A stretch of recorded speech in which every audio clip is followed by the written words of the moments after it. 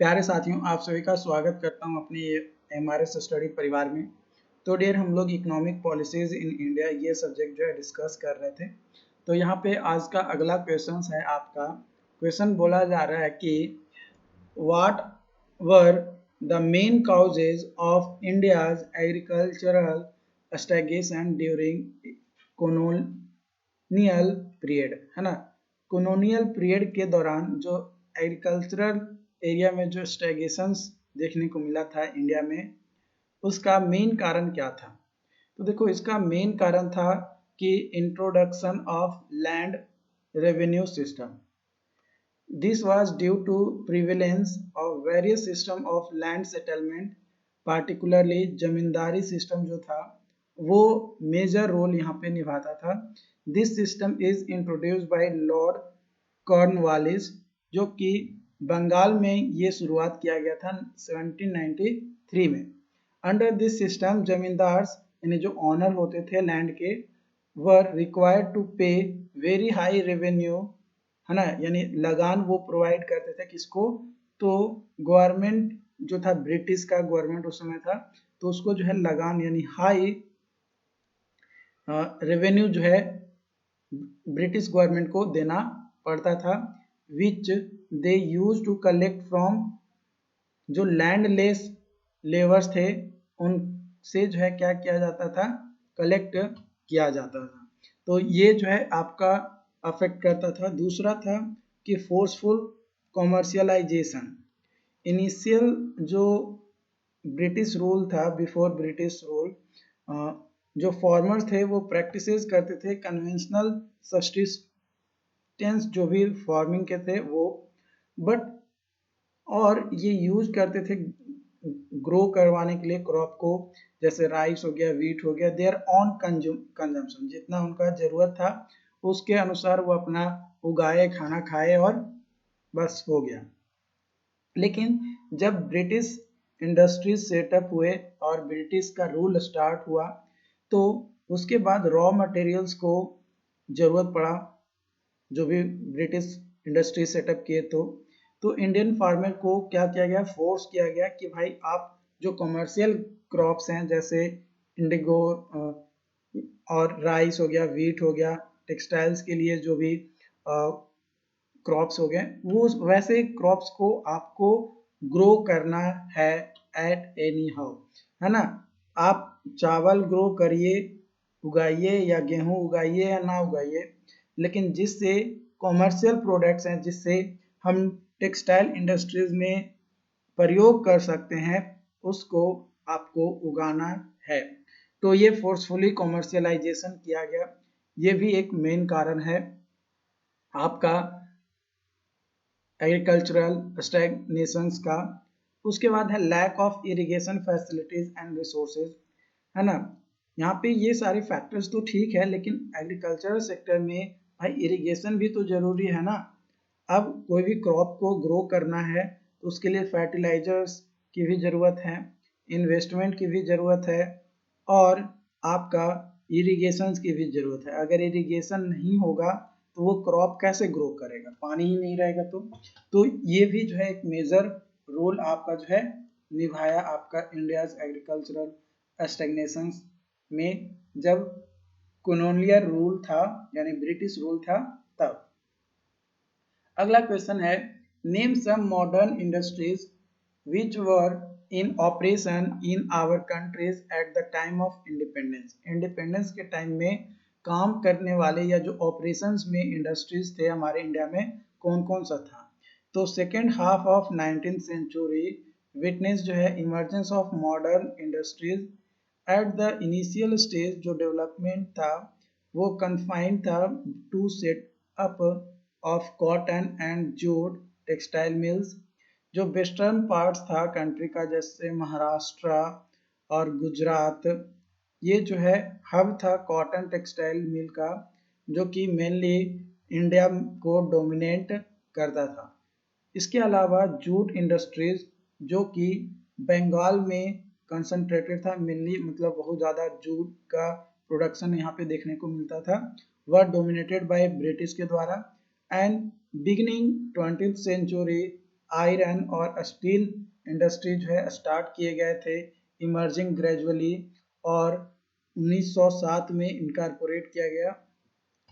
Some other industries भी open किए गए थे जो कि स्मॉल लेवल पे जब ब्रिटिश एरा चल रहा था, जैसे sugar industry, cement industry, paper industries, ये भी जो है स्टार्ट किए गए थे।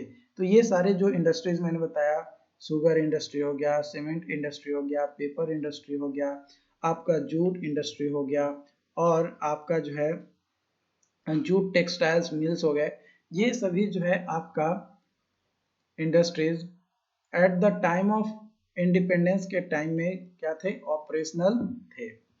उसके बाद अगला क्वेश्चन है आपका यहाँ पे कि what was the two fold motive behind the systematic deindustrialisation effected by British pre independence India. तो कई सारे टू फोल्ड मोटिव्स थे इसके पीछे। पहला था कि make India a supplier of raw materials. पहला उद्देश्य ये था कि इंडिया को क्या क्या बनाया जा सके, रॉ मटेरियल का सप्लायर बनाया जा सके।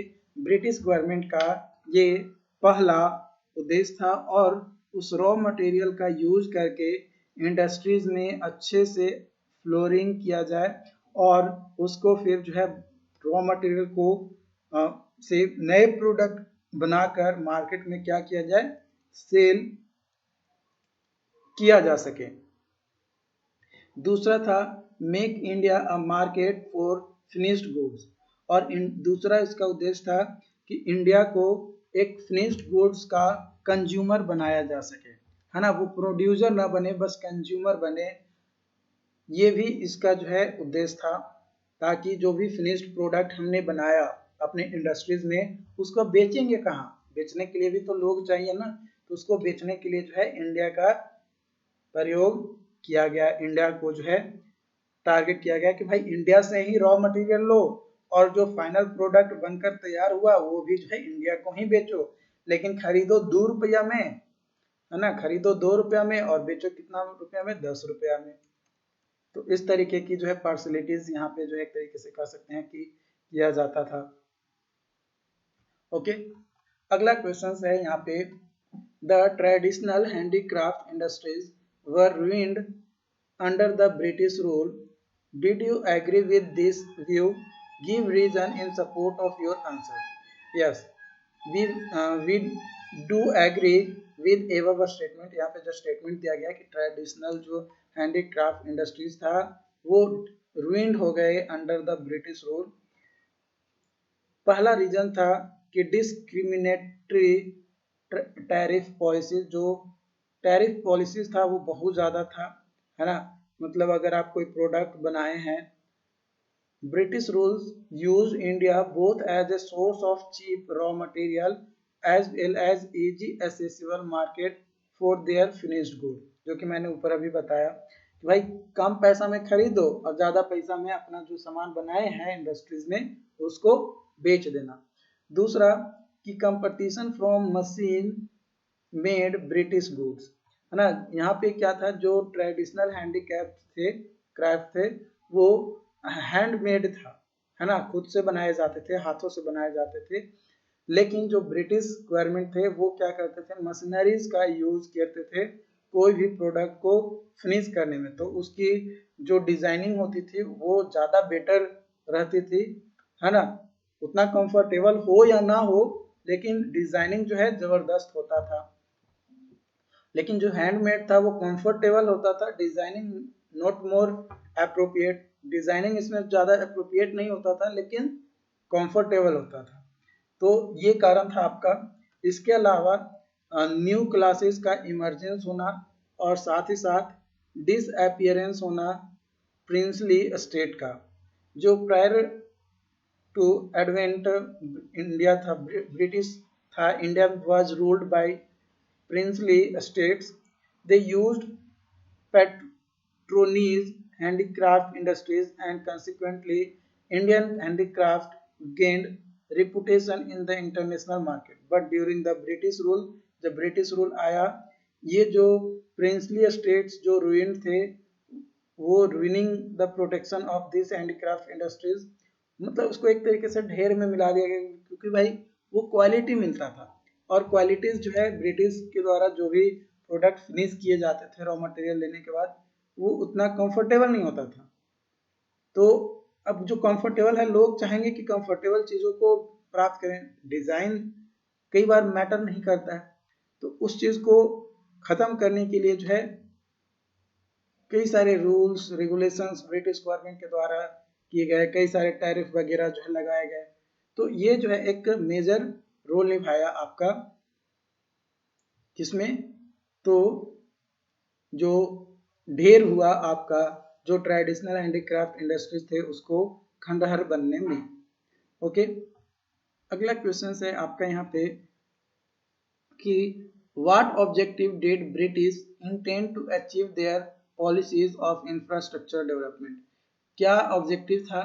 तो देखो, ऑब्जेक्टिव के बारे में अगर बात किया जाए तो कई सारे ऑब्जेक्टिव थे, जिसमें से सबसे पहला ऑब्जेक्टिव था कि bona fide motive of British behind the infrastructure development is only to serve their own colonial interest, है ना, अपना colonial जो इंटरेस्ट था उसको बस दिया जाए, सर्व किया जाए।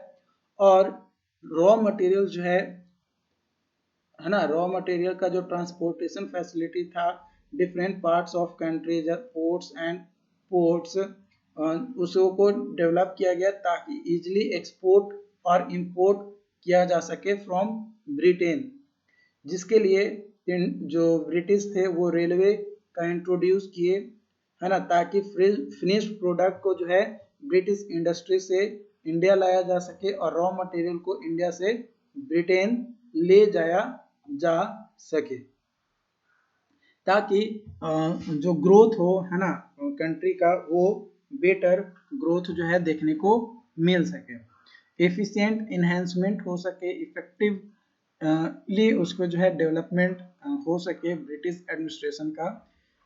तो ये मेन आपका जो है इंफ्रास्ट्रक्चरल डेवलपमेंट का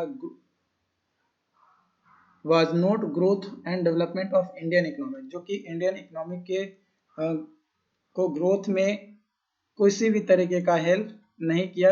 और जो ब्रिटिश रूल थे वो सिर्फ और सिर्फ अपने आप को बेटर बनाने के लिए कई सारे चीज़ें, कई सारे रूल्स वगैरह जो है अपनाए गए। लेकिन ऐसा नहीं है कि ब्रिटिश जो है रेलवे का इस्टेब्लिशमेंट किए तो रेलवे बेकार हुआ। हमारे कंट्रीज के लिए अब आज बहुत ज़्यादा हेल्पफुल है। अगर ब्रिटिश रूल नहीं होता तो हो सकता था कि हमारे देश में अभी भी आपके जो है रेलवे का इंट्रोड्यूस ना होता। मतलब एक कसट जो आपका 1853 में जो रेलवे इंट्रोड्यूस हुए, वो हो सकता था कि 1953 में हो, या हो सकता है कि 2000 में रेलवे का यूटिलाइजेशन हो। जो अभी हर गांव शहर को जो है लगभग जो मेजर शहर हैं उनको जो है जोड़ रहा है रेलवे, वो अभी नहीं होता। कई सारे वैसे भी कंट्री है जहाँ पे इस तरीके की चीज़ें हैं। तो ये चीज़ें आपकी जो है देखने को मिलता। तो कुछ बेनिफिट्स भी थे तो कुछ लॉसेस भी था, बट मेजर यहाँ पे लॉसेस ही जो है देखने को मिला, लेकिन बेनिफिट भी था, ऐसा नहीं था कि बेनिफिट नहीं था। ओके, आई होप कि ये चीज़ें आपको समझ में आया हो। अगर कोई और डाउट्स आता है तो आप हमें चैट बॉक्स में ज़रूर बताइएगा, ताकि मैं आपको और बेटर तरीके से समझा सकूं, बता सकूं। Thank you so much.